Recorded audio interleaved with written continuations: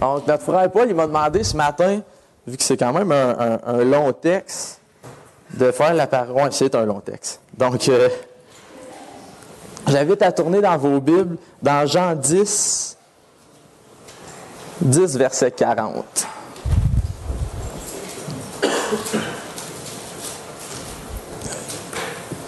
Donc, Jean 10, verset 40, ça va jusqu'à 11, 46.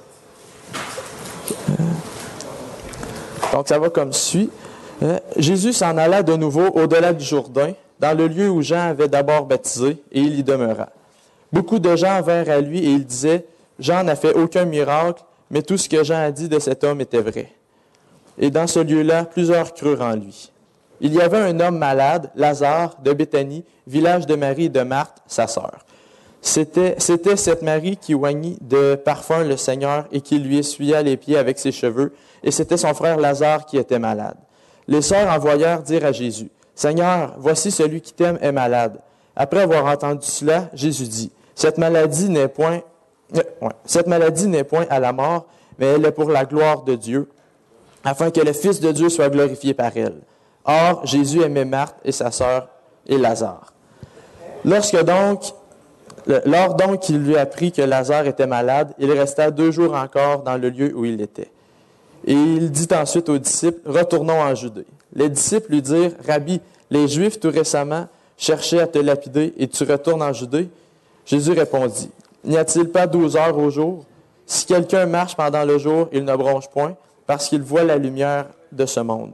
Mais si quelqu'un marche pendant la nuit, il bronche parce que la lumière n'est pas en lui. » Après ces paroles, il leur dit, « Lazare, notre ami, dort, mais je vais le réveiller. » Les disciples lui dirent, « Seigneur, s'il dort, il sera guéri. » Jésus avait parlé de sa mort, mais ils crurent qu'il parlait de l'assoupissement du sommeil.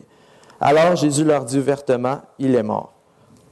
Et à cause de vous, afin que vous croyiez, je me réjouis de ce que je n'étais pas là, mais allons vers lui. » Sur quoi Thomas dit aux autres disciples, « Allons aussi, afin de mourir avec lui. » Jésus étant arrivé, trouva que Lazare était déjà depuis 4 jours dans le sépulcre. Et comme Béthanie était près de Jérusalem, à 15 stades environ, beaucoup de Juifs étaient venus vers Marthe et Marie pour leur consoler de la mort de leur frère. Lorsque Marthe apprit que Jésus arrivait, elle alla au-devant de lui, tandis que Marie se tenait assise à la maison. Marthe dit à Jésus, « Seigneur, si tu avais été ici, mon frère ne serait pas mort. Mais maintenant même, je sais que tout ce que tu demanderas à Dieu, Dieu te l'accordera. » Jésus lui dit, « Ton frère ressuscitera. » « Je sais, lui répondit Marthe, qu'il ressuscitera à la résurrection au dernier jour. » Jésus lui dit, « Je suis la résurrection et la vie. Celui qui croit en moi vivra, quand même il serait mort. Et quiconque vit et croit en moi ne mourra jamais. Crois-tu cela? » Elle lui dit, « Oui, Seigneur, je crois que tu es le Christ, le Fils de Dieu, qui devait venir dans le monde. » Ayant ainsi parlé, elle s'en alla, puis elle appela secrètement Marie et lui dit, « Le Maître est ici, il te demande. » Dès que Marie eut entendu, elle se leva promptement et alla vers lui. Car Jésus n'était pas encore entré dans le village, mais il était dans le lieu où Marthe l'avait rencontré. Les Juifs qui étaient avec Marie dans la maison et qui le consolaient, l'ayant vu se lever promptement et sortir, la suivirent, disant, « Elle va au sépulcre pour y pleurer. » Lorsque Marie fut arrivée là où était Jésus et qu'elle le vit, elle tomba à ses pieds et lui dit, « Seigneur, si tu avais été ici, mon frère ne serait pas mort. » Jésus la voyant pleurer, elle et les Juifs qui étaient venus avec elle, frémit en son esprit et fut ému. Et il dit, « Où l'avez-vous mis? » « Seigneur, ils répondirent-ils, viens et vois. » Jésus pleura. Sur quoi les Juifs dirent, « Voyez comme il l'aimait. » Et quelques-uns d'entre eux dirent, « Lui qui a ouvert les yeux de l'aveugle, ne pouvait-il pas aussi faire en sorte que cet homme ne mourût point? » Jésus, frémissant de nouveau en lui-même, se rendit au sépulcre. C'était une grotte, une pierre était placée devant. Jésus dit, « Ôtez la pierre. » Marthe, la sœur du mort, lui dit, « Seigneur, il sent déjà car il y a 4 jours qu'il est là. » Jésus lui dit, « Ne t'ai-je pas dit que si tu crois, tu verras la gloire de Dieu? » Ils ôtèrent la pierre et Jésus leva les yeux en haut et dit, « Père, je te rends grâce de ce que tu m'as exaucé.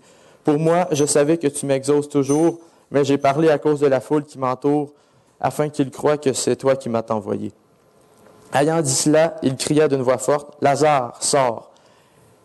Et il sortit, les pieds et les mains liés de bandes et le visage enveloppé d'un linge. Jésus leur dit, « Déliez-le et laissez-le aller. » Plusieurs des Juifs qui étaient venus vers Marie et qui virent ce que Jésus fit crurent en lui. Mais quelques-uns d'entre eux allèrent trouver les pharisiens et leur dire ce que Jésus avait fait.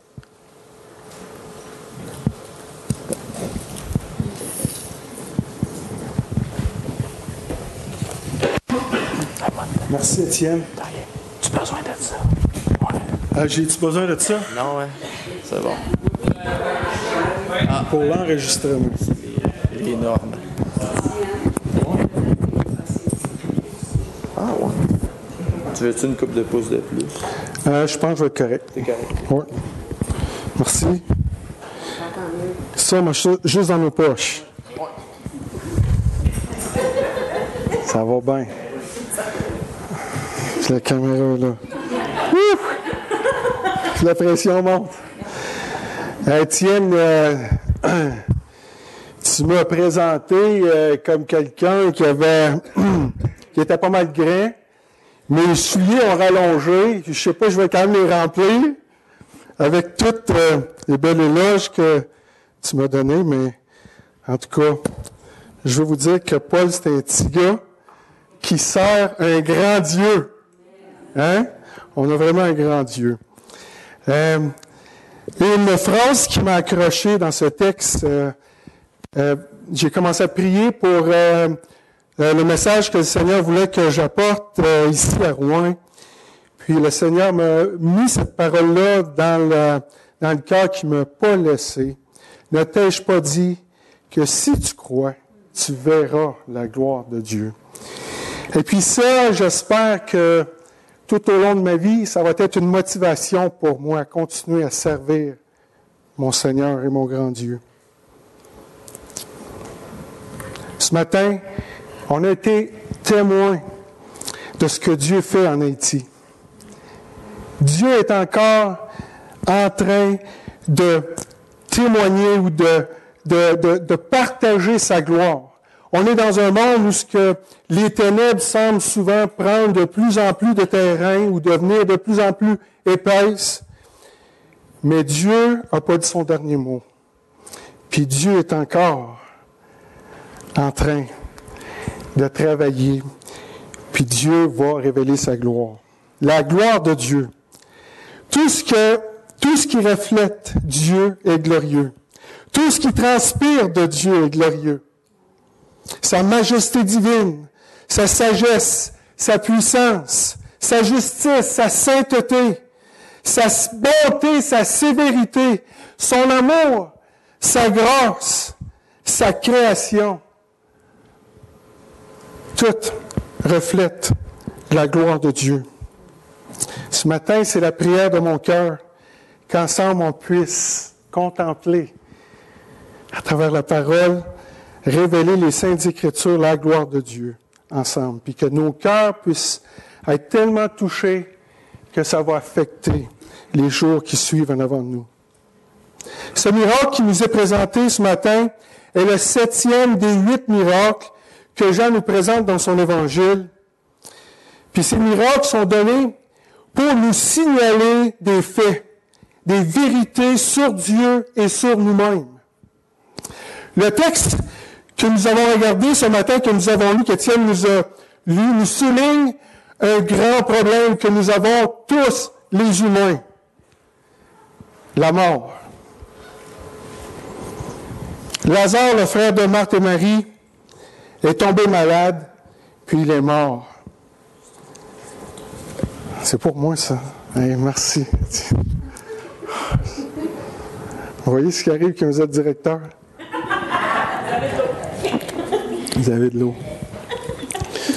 En tout cas, si je suis directeur puis que je suis encore, c'est parce que j'ai un bon président à côté de moi. Puis le Seigneur. On continue. La mort. J'ai perdu mon père, il n'y a pas longtemps. Vous savez, mon père a tout le temps été tellement courageux puis tellement fort. C'était mon héros. Puis, bien qu'on est conscient que la mort vient nous toucher puis vient nous atteindre, pour nous, pour Papa, ça, c'était impossible. Même dans les derniers jours de sa vie, dans sa faiblesse, là où la maladie est en train de prendre le dessus sur lui, il est encore fort.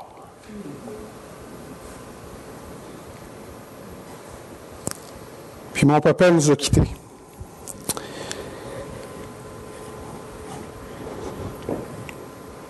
La mort est un problème. Un gros problème. Que chacun de nous, on va avoir un jour à affronter. Puis qui règne dans notre monde. Mais Lazare mort dans un tombeau souligne aussi une autre grande vérité, qui est encore plus terrible que celle-là. Puis c'est celle qui représente la condition de l'homme spirituellement.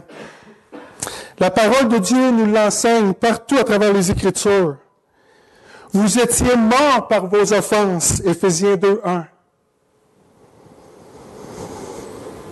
Romains 5:12 nous dit, comme par un seul homme le péché est entré dans le monde, et par le péché la mort, et qu'ainsi la mort s'est étendue sur tous les hommes, parce que tous ont péché. Bien que nous sommes vivants, puis qu'on puisse faire des clins d'œil, puis rire, puis faire du bruit, la parole nous dit que dans ce monde, on est mort spirituellement. Mort. Puis comme Lazare était mort, inconscient dans un tombeau, l'être humain est mort dans son corps vivant. Puis son corps est son tombeau. Puis à l'intérieur, on est éteint. On est mort spirituellement. C'est ce que la parole de Dieu nous dit. Comme un mort est déconnecté de son entourage, nous sommes de même déconnectés de la gloire de Dieu, de la vie de Dieu. La parole nous dit dans Psaume 19:2, les cieux racontent la gloire de Dieu et l'étendue manifeste l'œuvre de ses mains. Puis nous, on regarde le ciel, les étoiles, l'univers. Puis on est émerveillé de voir ce qu'on voit, puis on en résulte en disant le Big Bang. Le Big Bang a tout créé ça. Ce qui est à l'origine de ça, on ne sait pas.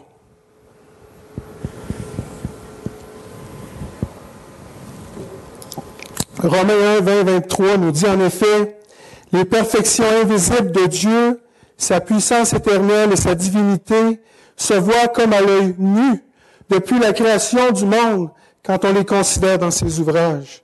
Ils sont donc, parlant des païens, des gentils de nous, ils sont donc inexcusables, car ayant connu Dieu, ils ne l'ont point glorifié comme Dieu et ne lui ont point rendu grâce, mais ils se sont égarés dans leurs pensées, et leur cœur sans intelligence a été plongé dans les ténèbres. Se vantant d'être sages, ils sont devenus fous, et ils ont changé la gloire de Dieu incorruptible en image représentant l'homme corruptible, des oiseaux, des quadrupèdes et des reptiles. Puis on a mis cela comme des représentants de Dieu. Dieu dit dans Isaïe, à qui allez-vous me comparer?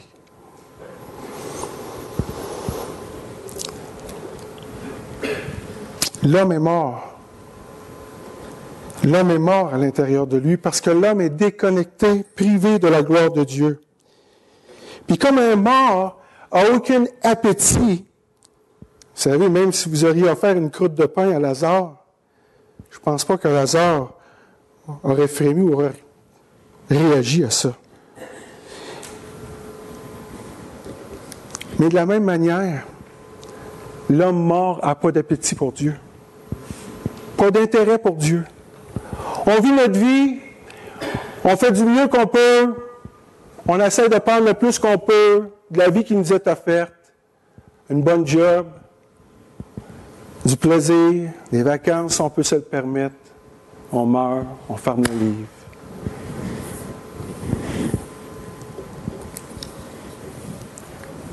c'est le tour pour le prochain, et ainsi de suite. On a entendu ce matin Andy qui a parlé de jeunes qui étaient à l'école biblique. Puis qu'il y en a d'entre eux que les parents ne sont pas contents que le jeune soit là. Mais c'est parce que ces parents-là ne sont pas réveillés. Ces parents-là sont morts spirituellement, déconnectés de la réalité de la gloire de Dieu. Mais les jeunes qui ont été touchés par Dieu, qui ont été réveillés, qui ont été allumés, sont là pour pouvoir découvrir à travers l'étude de la parole la grandeur de Dieu puis la gloire de Dieu.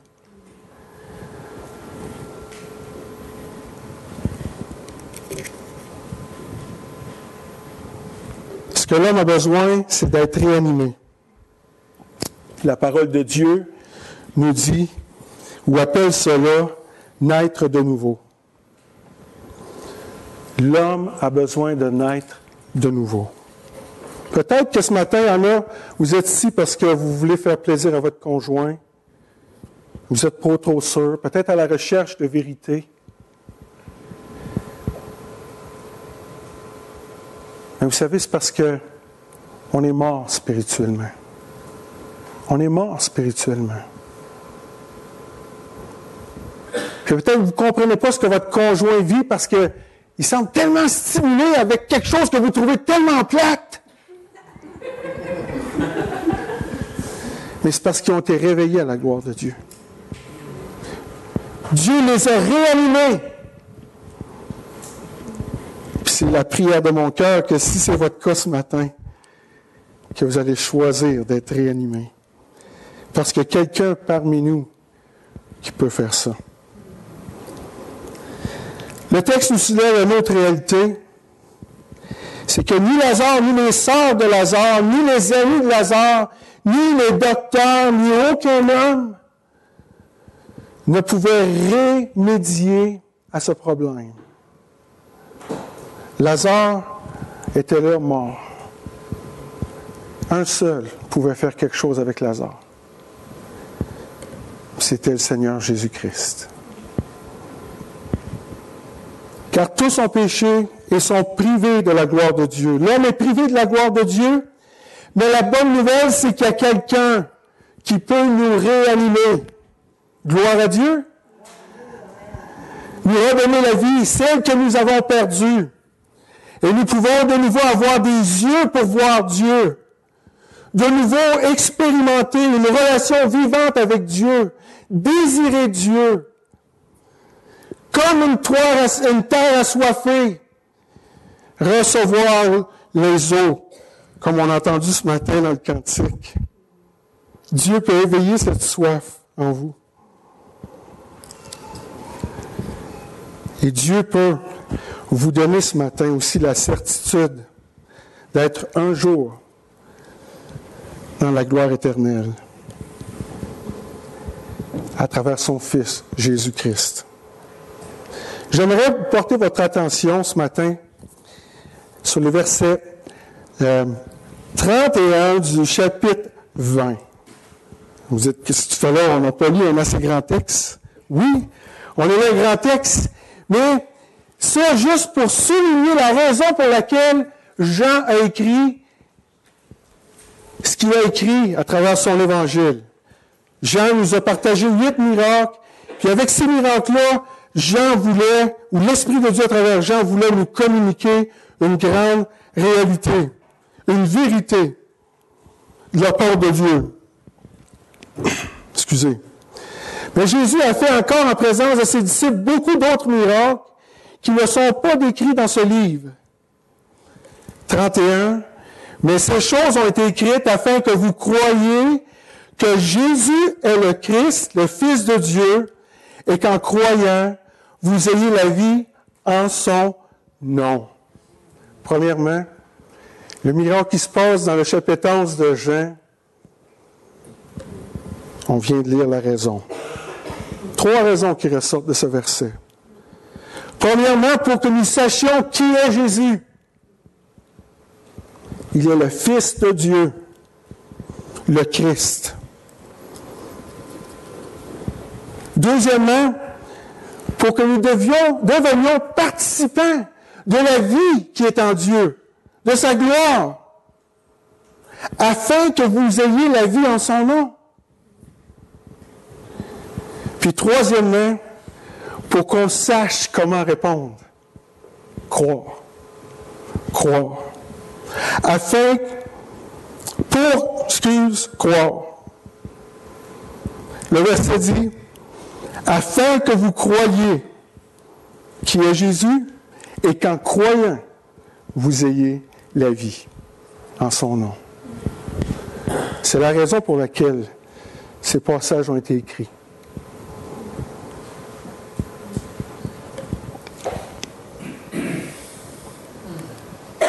Le Seigneur vous appelle ce matin. Le Seigneur a écrit ces écrits pour que nous, en 2016, puissions les lire et entrevoir la gloire de Dieu et son amour pour vous. Son désir, c'est que vous connaissiez celui qui donne la vie, son Fils Jésus-Christ.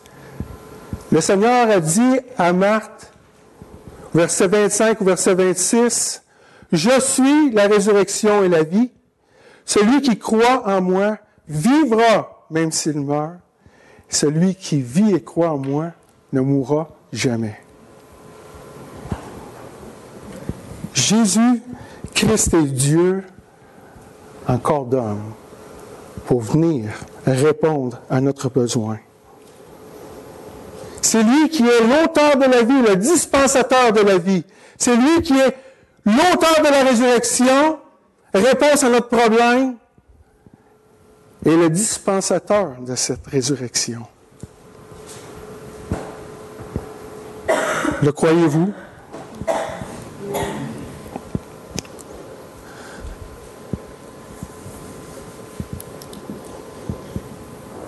Le Seigneur veut que vous saisissiez son offre parce qu'il veut vous réanimer ce matin.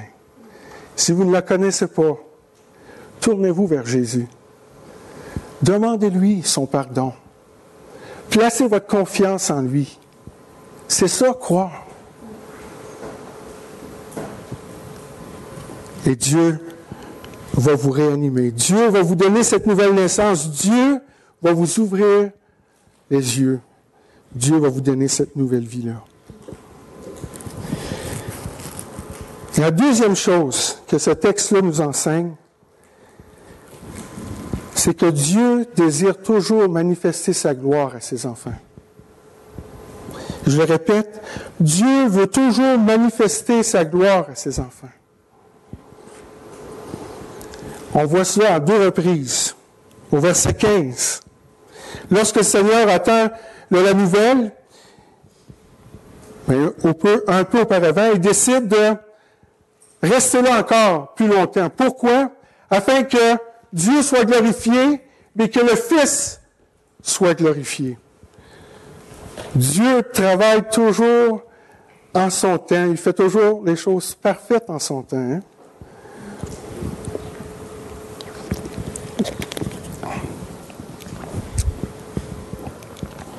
Puis au verset 15, il va dire ceci.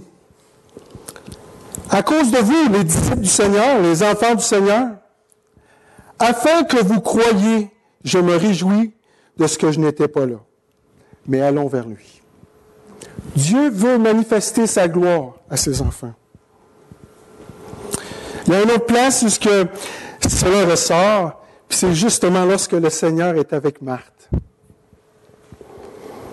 Puis que là, il dit à Marthe, « Ne t'ai-je pas dit que si tu crois, tu verras la gloire de Dieu. » Dieu, frères et sœurs, veut toujours manifester sa gloire, sa personne, sa présence parmi ses enfants, parce qu'elle fortifie la foi des saints. Elle nous fortifie. Puis elle amène les gens qui sont autour de nous à croire dans la personne du Seigneur Jésus-Christ. Marthe avait un défi devant elle. Marthe avait un défi devant elle. Vous avez remarqué la déclaration de foi de Marthe.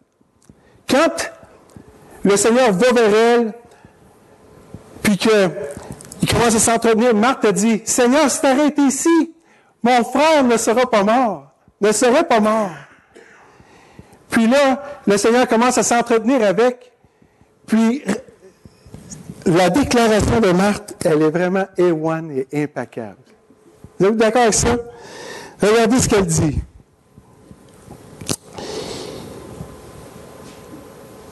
Quand son frère, attends un peu, je recule une phrase. Quand son frère est gravement malade, elle envoie une requête à celui qui peut, le seul qui peut guérir son frère de la maladie. C'est quand même un fruit qu'elle avait de la foi du Seigneur, qu'elle avait dans le Seigneur. Fruit de la foi qu'elle avait dans le Seigneur. Quand elle rencontre le Seigneur, elle lui dit, « Si tu avais été ici, mon frère ne serait pas mort. » Et elle poursuit en disant, verset 22, « Même maintenant, je sais que tout ce que tu demanderas à Dieu, Dieu te l'accordera. » C'est la foi, ça. Hein?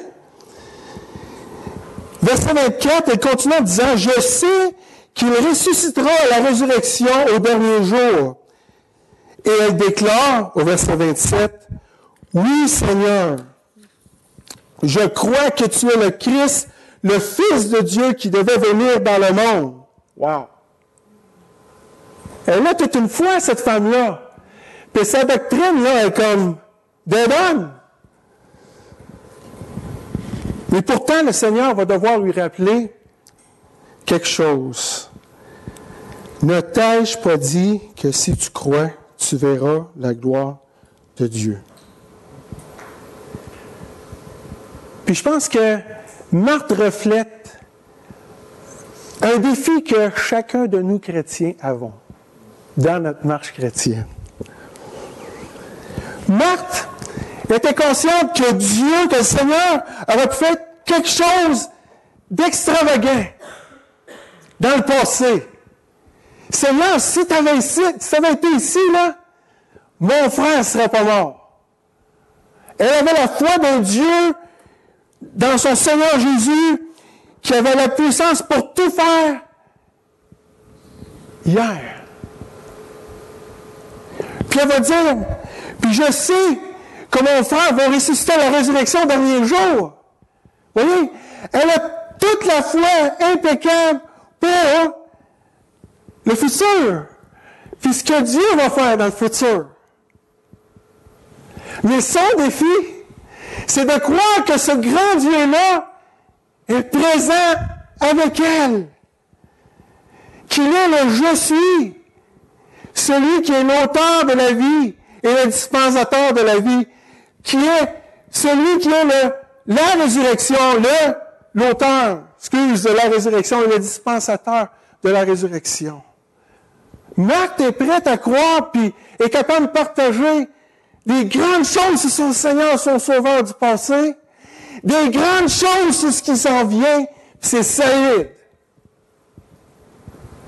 Mais maintenant, là, dans la circonstance que je vis, là, Seigneur, quand le Seigneur a demandé qu'on roule la pierre, elle a dit, Seigneur, ça fait 4 jours qu'il est là. Puis il sent déjà.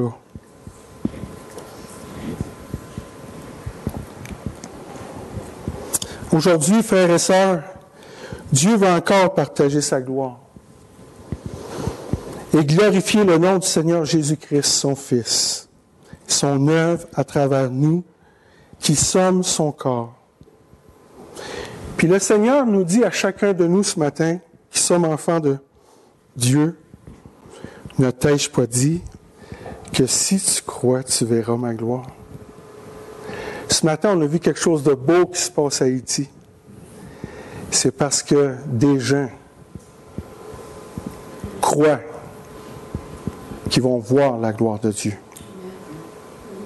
et qui mettent en action leur foi. C'est parce que ces gens-là croient que ce grand Dieu, qui est l'auteur de la vie, qui est la victoire sur la mort, est là avec eux pour faire de grandes choses, désirant faire de grandes choses. Ils le croient. La foi n'est jamais abstraite. La foi qui est digne de foi n'est pas une foi qui est juste là, dans ton intelligence, parce que tu as des informations, puis que tu es d'accord avec toi-même que c'est vrai, c'est des faits, c'est correct. Dieu a fait des grandes choses dans le passé. Dieu va faire des grandes choses. Je peux me reposer là-dessus. Quand on a enterré mon père, on a été consolés avec la gloire future qui est promis à chaque enfant qui sont en Jésus-Christ, la résurrection. Mais aujourd'hui, qu'en est-il de ta vie? Qu'en est-il de ma vie?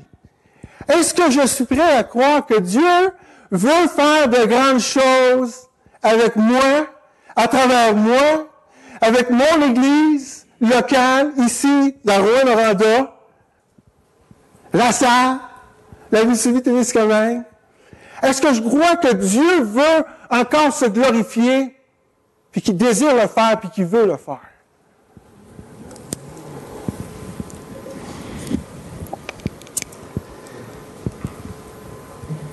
Un des favoris versets, les versets favoris de Luther, c'était Romains 1,17.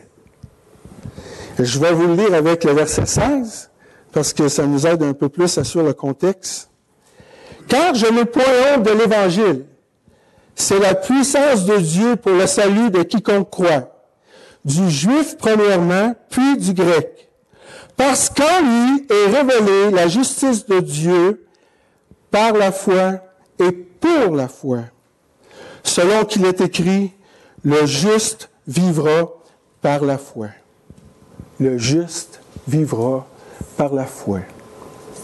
Colossiens chapitre 2, verset 6, je crois, dit, « De même que vous avez reçu, ou que vous avez cru, ou que vous avez connu le Seigneur Jésus, marchez en lui. » Continuez.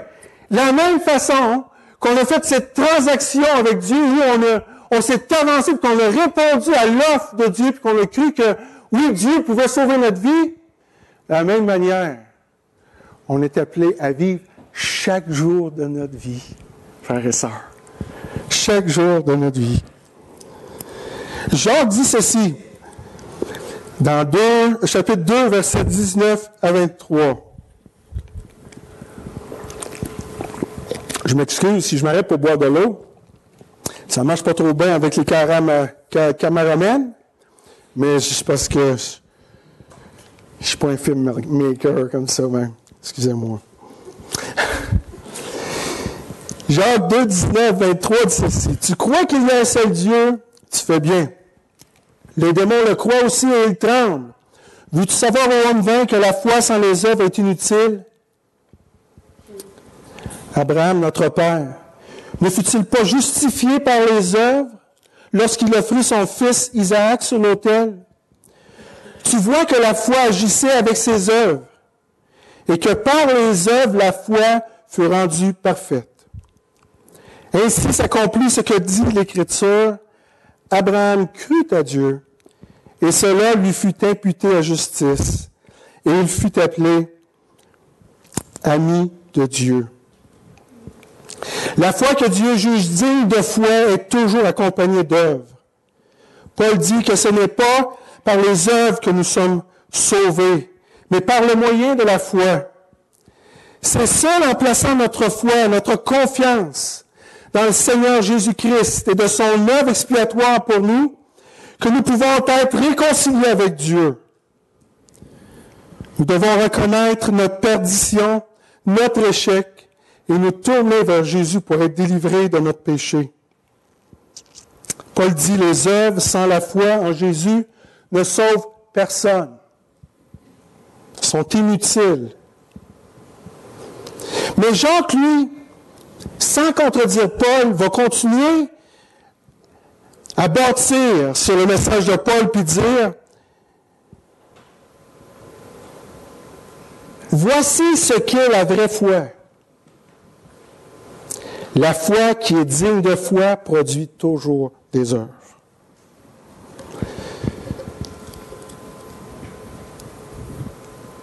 Puis la foi sans les œuvres, c'est une foi qui est morte. Quelqu'un a déjà dit, qui m'a aidé à comprendre ce texte-là dans Jacques, qui dit ceci. C'est possible d'avoir des œuvres sans la foi. Puis des fois, même au point de faire rougir les chrétiens. Parce qu'il y a des gens qui sont très disciplinés puis qui ont grandi dans des familles très nobles. C'est possible d'avoir les œuvres sans la foi, mais c'est impossible d'avoir la foi sans les œuvres. C'est impossible.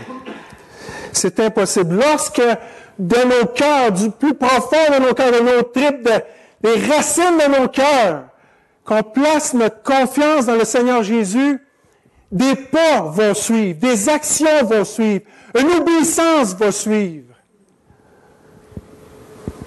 Parce qu'on y croit. Parce qu'on y croit. On ne croit pas simplement dans une théorie, mais on croit dans un Dieu qui est vivant puis qui est présent. Dans notre texte, Jésus dit au verset 39, « ôtez la pierre ». Marthe dit, « Mais Seigneur, il sent déjà. Ne t'ai-je pas dit que si tu crois, tu verrais la gloire de Dieu? » La foi que Jésus recherchait est cette confiance qui produit l'obéissance chez Marthe. Cette foi agissante qui est prête à croire que même dans l'impossible, Dieu va faire briller sa gloire.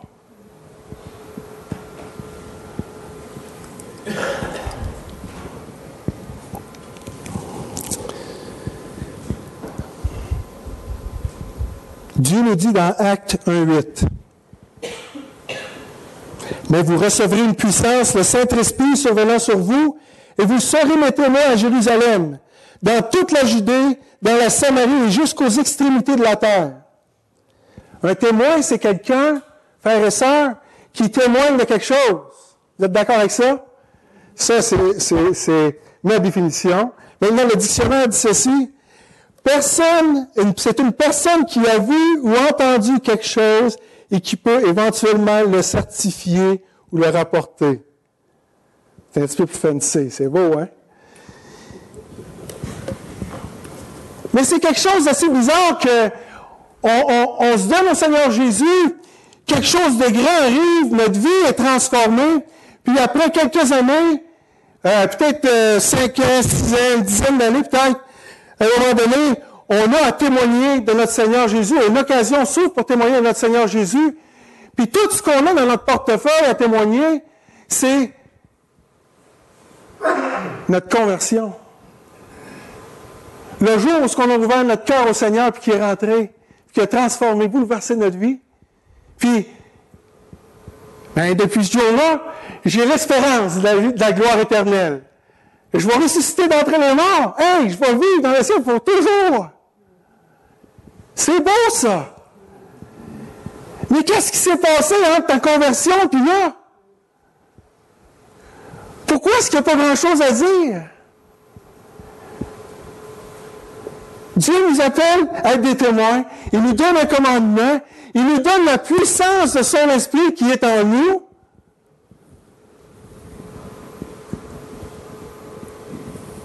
Ça ne devrait pas être une recette pour avoir plein de choses à témoigner, frères et sœurs? Êtes-vous d'accord avec ça? Qu'est-ce qu'on a à témoigner de notre vie avec le Seigneur Jésus? De notre aventure avec lui? Ne t'ai-je pas dit que si tu crois, tu verras la gloire de Dieu? Matthieu dit dans 28, 19, 20, « Allez, faites de toutes les nations des disciples, les baptisant au nom du Père, du Fils et du Saint-Esprit, et enseignez-leur à observer tout ce que je vous ai prescrit. Et voici, je suis avec vous tous les jours. » Tous les jours. Même ce matin. Jusqu'à la fin du monde. Celui qui est le « je suis » est là aussi présent dans nos vies. Hébreux 13, 5, 6 dit « Ne vous livrez pas à l'amour de l'argent. Contentez-vous de ce que vous avez. » Les frères et les sœurs qui avaient cru dans le Seigneur Jésus étaient persécutés par les autres Juifs, Hébreux, puis même qu'il y en a deux autres qui avaient perdu les maisons. Hey, On ne connaît pas ça beaucoup, nous, des grosses épreuves, parce qu'on se tourne vers le Seigneur Jésus. Mais eux, il y en avait. Plusieurs d'eux avaient perdu le chez eux, le confort, à cause du nom de Jésus. Et le Seigneur le dit. Ne vous livrez pas à l'amour de l'argent. Contentez-vous de ce que vous avez, car Dieu lui-même a dit, « Je ne te délaisserai point, et je ne t'abandonnerai point. » C'est donc avec assurance que nous pouvons dire, « Le Seigneur est mon aide. Je ne craindrai rien. Que peut me faire un homme? » Wow! Seigneur, c'est pas la fin de ton aventure, là, que tu viens de perdre ta maison. C'est le début de l'aventure. Accroche-toi à moi.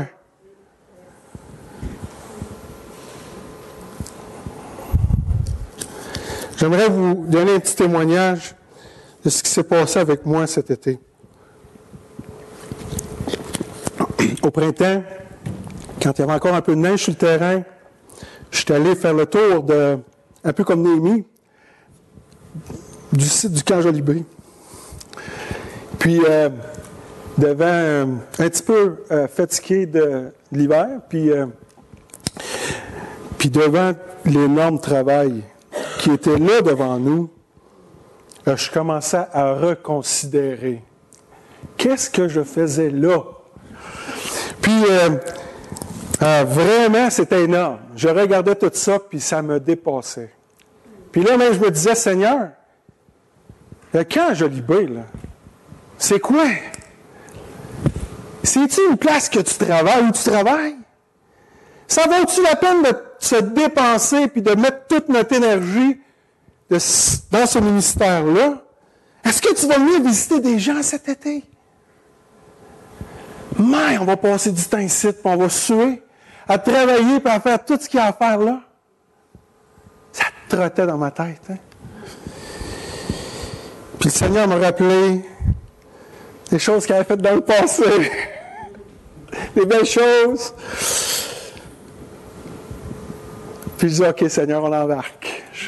Ça me dépasse, je comprends pas trop, je suis confus, un brin, on embarque. On y va. Puis on s'est donné.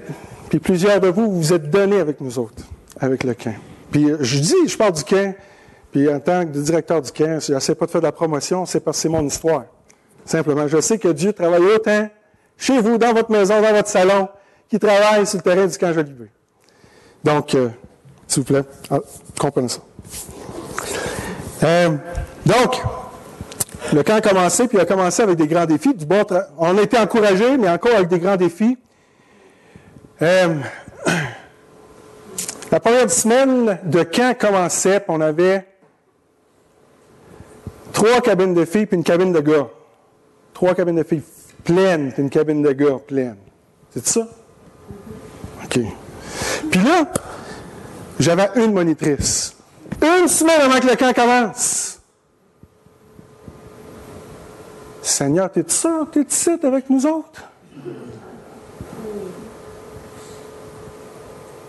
On va-tu avoir de la foule, là? Dans une semaine d'ici?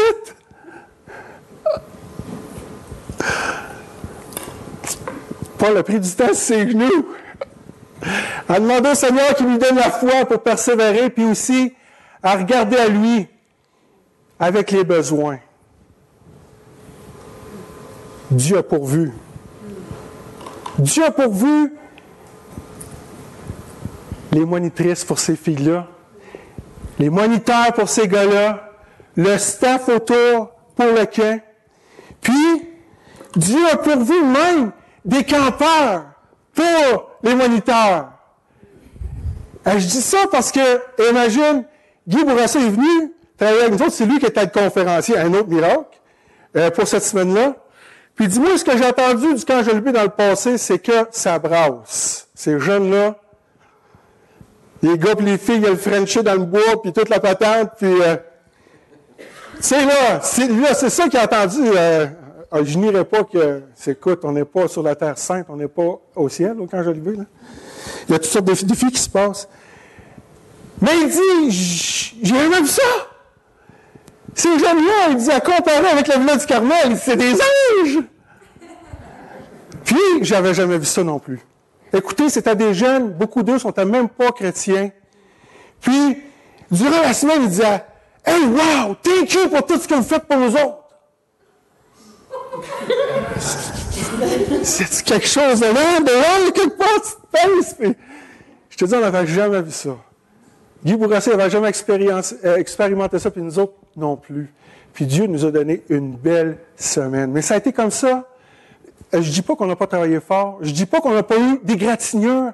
Parce que de marcher avec Dieu, puis d'avancer avec lui, va nous emmener des bleus, puis des égratignures, des entorses. Mais ça en vaut la peine.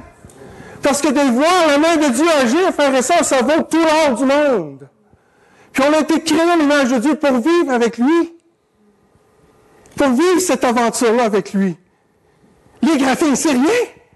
Quand j'étais jeune, je faisais du motocross, je me graffinais, j'aimais ça juste parce que je faisais du motocross. Mais là, imagine, servir Dieu. Les graphines, c'est rien. Absolument rien. C'est un honneur. Un honneur. Honneur. Pas juste ça, mais à un moment donné, dans le milieu de l'été, il y a un petit gars à peu près à 7 ans. Moi, je suis en train de travailler, j'ai des outils 3-4 fois de cracher après moi, puis d'un coup, j'attends, « Hey, Paul! » Ou Babouin, un des deux, en tout cas. Puis là, je venais de voir cette petite pinotte-là qui s'en vient dans le bas de la côte. Il dit, « Hey, comment est-ce que tu as donné ta vie à Dieu, toi? » Là, c'est comme, non, j'ai quoi faire, là, tu sais, ma première réaction, j'ai pas le temps, là, il faut que, là, le Seigneur a dit, d'être toujours prêt, hein? Pour répondre aux questions des gens quand ils veulent savoir ce qui s'est passé dans nous autres. J'ai arrêté, j'ai tout mis ça là, j'ai partagé à ce petit bonhomme-là comment est-ce que j'avais donné ma vie à Dieu. Où je l'avais fait. OK. Ses parents m'ont dit dans la fin de la semaine que le petit gars... Ah non! Écoute, avant que je vous dise ça, le petit gars en partant, il dit, moi tout, quand je vais être grand, je vais faire ça.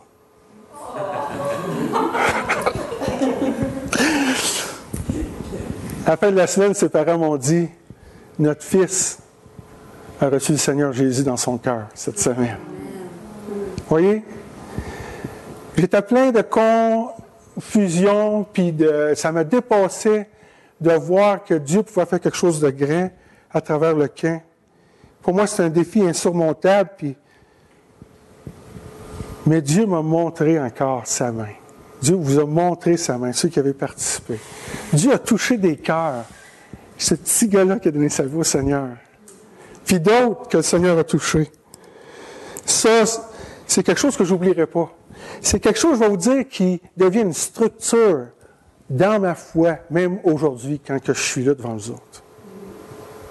Dieu a fortifié ma foi à travers l'été et le défi dans lequel on a passé.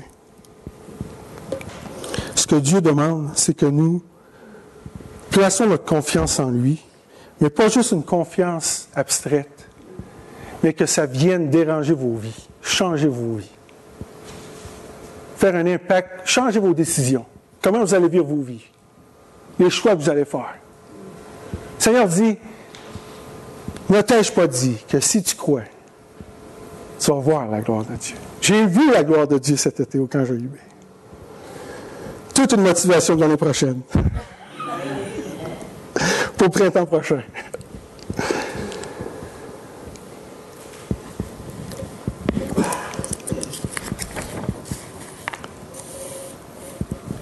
Des fois, on vit aussi devant un grand conflit, dans ce sens que des choses arrivent dans notre entourage, dans nos circonstances, et puis on fait comme Marthe et Marie par la foi. On amène ces choses-là, ces circonstances-là devant Dieu, puis on demande à Dieu d'intervenir. Viens, Seigneur, interviens. Viens manifester ta gloire. Puis il semble que le Seigneur ne répond pas à nos prières. Rien ne se passe. C'était le défi que Marthe et Marie avaient devant eux. Ils ont fait ce qu'il fallait faire.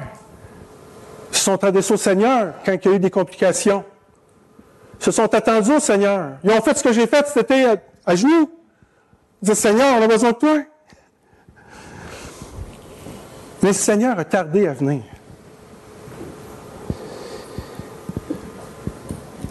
L'Esprit Saint prend beaucoup de temps pour dire la relation qu'il y avait entre Marthe, Marie et Lazare et le Seigneur Jésus. Celui que tu aimes. On nous dit que Lazare, que le Seigneur Jésus avec ses disciples souvent arrêtait chez Marthe et Marie. C'était à Béthanie, c'était comme le Tim Hortons. C'est là ce qu'elle allait se reposer, prendre un café puis jaser. Puis il avait développé toute une amitié puis toute une intimité avec Marie puis Marthe. Il y a 2-3 récits qui nous sont racontés avec Marie et Marthe. Même l'auteur, il va nous dire, c'est cette Marie-là qui avait oigné les pieds du Seigneur avec le parfum de grand prix, puis qui les a essuyés. Donc, son temps bien important pour le Seigneur. Son temps comme, tu sais, tout ce lien d'intimité-là qui était là. Puis là, ils ont une requête. Puis là, le Seigneur ne répond pas. Vous savez, il y en a qui pensent que si tu as la foi, le Seigneur est obligé de répondre à ta prière, puis de répondre comme tu voudrais bien qu'il réponde. Il y a un de mes mentors qui m'a donné un beau livre que j'ai commencé à lire, puis je vais juste vous dire cette petite ligne-là. C'est d'Alexander White. Ça dit ceci. La prière est l'exercice d'une volonté qui est libre à l'intérieur d'une volonté qui est souveraine. Je vais le relire. La prière est l'exercice d'une volonté qui est libre à l'intérieur d'une volonté souveraine. D'une volonté qui est souveraine. Quand le Seigneur nous a montré à prier, il n'a pas dit, quand vous priez, dites à Dieu que la volonté de l'homme soit faite dans le ciel comme sur la terre. Mais que ta volonté soit faite sur la terre comme dans les cieux. La prière, frères et sœurs, c'est le moyen de nous approcher de Dieu pour nous soumettre à sa volonté souveraine. Le plan qu'il a de se glorifier, on veut en faire partie. On ne veut pas changer ses plans. Il n'y a pas de gloire là. La prière, c'est de se soumettre à sa volonté. C'est de dire, Seigneur, interviens. C'est toi seul qui va faire ça va être un succès. Mais je m'en remets à toi. Tu connais mes besoins. C'est ça la prière. Puis dans ce contexte-là, Jean va nous dire, dans 1 Jean 5, 14, 15, nous avons auprès de lui cette assurance que si nous demandons quelque chose selon sa volonté, il nous écoute. Et si nous savons qu'il nous écoute, nous savons que nous possédons la chose que nous lui avons demandée, quelle qu'elle soit. C'est grand, ça? Wow! La première chose, le premier fruit de notre foi, c'est de nous agenouiller puis de dépendre de lui. Et ensuite, c'est de pouvoir s'en remettre à lui. Le Seigneur n'avait pas une oreille de sourd à la requête de Marthe et de Marie. Il y avait quelque chose de meilleur. Il y avait quelque chose de meilleur. Vous êtes d'accord avec ça? Ça bien meilleur. Tu sais, il y a une déclaration qui s'est faite là. Il y a bien des miracles, des guérisons qui s'est faites. Mais hey! Il y en a de vous peut-être que vous dites, hey, moi là, Seigneur, ça fait plusieurs années que je te sers. J'ai fait ci, j'ai fait ça, je me suis dépensé. J'ai mis de côté plein de choses. Puis je te demande de m'aider avec ces choses-là qui m'arrivent, que j'aime pas, cette injustice-là, ou ce que je vis à la maison, quoi que ce soit. Puis tu ne réponds pas.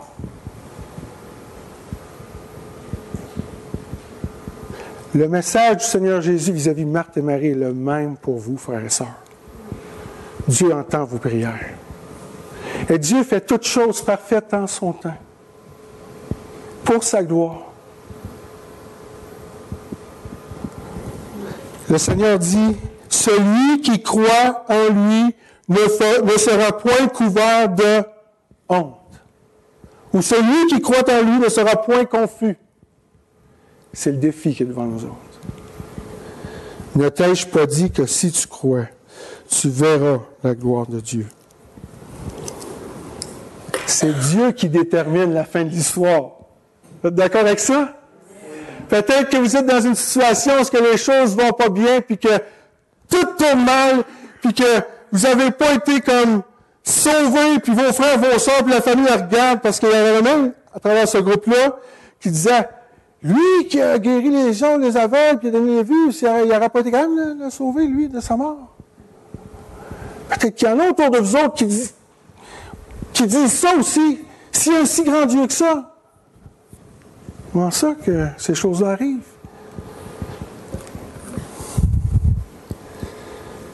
Celui qui croit en lui ne sera point couvert de honte. Dieu a quelque chose de meilleur. Persévérez, frères et sœurs, à son service. Avancez avec Dieu. Placez votre foi en lui. Changez votre vie pour obéir au Seigneur Jésus. Je vais terminer avec une autre petite illustration. Mon temps est fini. Mais tout roulait comme en retard un matin, hein? C'est ça? J'ai une sœur et un frère à Notre-Dame-du-Nord, dans le bout de Notre-Dame-du-Nord, sont plus loin à Fabre, qui vivent un grand défi présentement.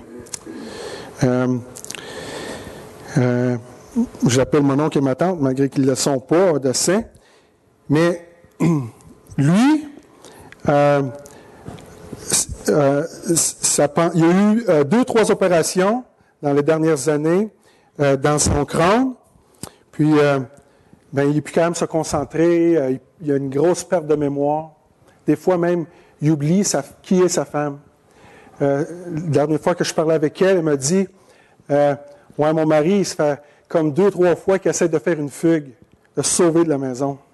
Donc, vous pensez que c'est tout un défi pour cette dame-là. Mais je me souviens quand les choses ont commencé à mal tourner, elle a dit, « Oh non, Seigneur, pas ça! » Parce qu'elle avait déjà pris soin de sa petite nièce qui était Down syndrome. Donc, comment est-ce qu'on dit ça en... Pardon? La trisomie, c'est long. OK. Puis, c'était, en tout cas, un handicap mental, qu'on pourrait dire, mental. Puis, elle a pris soin de cet enfant-là. Puis là, c'est son mari que ça ne fonctionne plus. Puis, elle a dit, « Oh non, Seigneur, pas ça. » Puis, on a prié avec elle. Ça fait quelques années de ça. Puis, la condition de son mari ne s'améliore pas. Je l'appelle de temps à autre pour voir comment est-ce qu'elle va, puis pour essayer de l'encourager. Puis à toutes les fois que je l'appelle, c'est l'inverse qui se passe. C'est elle qui m'encourage. C'est elle qui pète le feu. La dernière fois que j'ai parlé avec elle, elle m'a dit ceci. Elle dit, Paul, elle dit, qu'est-ce qui nous arrive? Elle dit, c'est pas drôle. Elle dit, je n'essaierai pas de décorer les choses. C'est vraiment pas drôle. C'est tout un défi. Mais elle dit, j'ai fait quelque chose. J'ai accepté que c'est ça que Dieu veut pour nous autres, puis je vais faire de ça mon ministère. Cette femme-là, elle est entourée de la gloire de Dieu. Vous l'appelez, là, puis elle fait juste vous parler du Seigneur. Puis comment est-ce que le Seigneur est bon, puis comment est-ce que le Seigneur a parlé à travers sa lecture le matin. C'est comme si sa Bible s'ouvre comme ça quand elle la rouvre.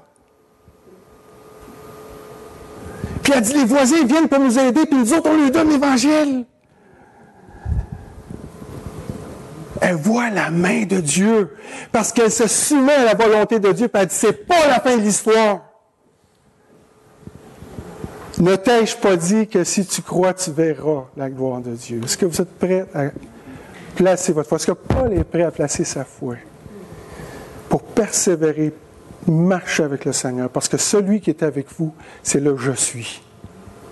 C'est le « Je suis » qui a vaincu la mort, puis qui tient la vie dans ses mains. C'est le dispensateur. Si vous ne connaissez pas Christ comme Seigneur et Sauveur, tournez-vous vers lui. C'est simple. Mais ces choses ont été écrites afin que vous croyiez qui est Jésus, et qu'en croyant, vous ayez la vie éternelle en son nom. Et Dieu va vous donner cette vie éternelle-là. C'est une promesse que lui-même a faite. Prions. Seigneur, merci encore une fois pour qui tu es. On a chanté tellement des beaux chants ce matin sur ta personne. On est tellement petits, Seigneur, dans notre univers. Les complexités des ténèbres, ton royaume, tout nous dépasse.